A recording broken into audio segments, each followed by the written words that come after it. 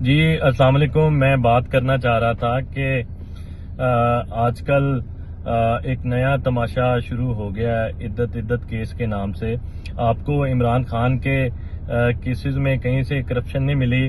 आपको 200 मुकदमा दर्ज करके उसमें उकसाने का और इंस्टिगेशन का कोई रोल नहीं मिला, कोई सबूत नहीं मिला। तो अब आपने एक नया तमाशा शुरू कर दिया है वो इद्दत इद्दत केस के नाम से।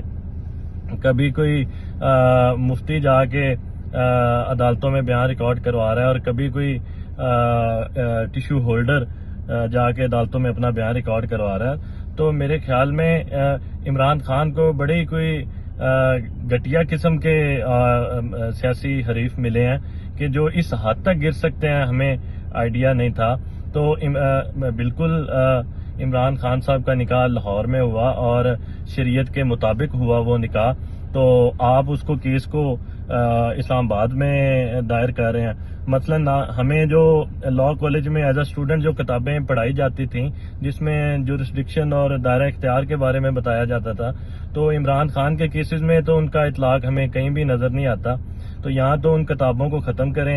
इन चंद सहाफियों से जो टीवी पे बैठ के लगे होते हैं और ये एक दो जजेस जिनको इमरान खान बहुत बुरा लगता है कि वो अपनी सोशल मीडिया पोस्टें भी इमरान खान के खिलाफ लगाते हैं, तो उनसे नई किताबें लिखवा लें और उसी किताबों के मुताबिक आप नए फैसले करवाएं और हमें भी आइडिया हो कि कानून किस तरह फॉलो हो रहा है।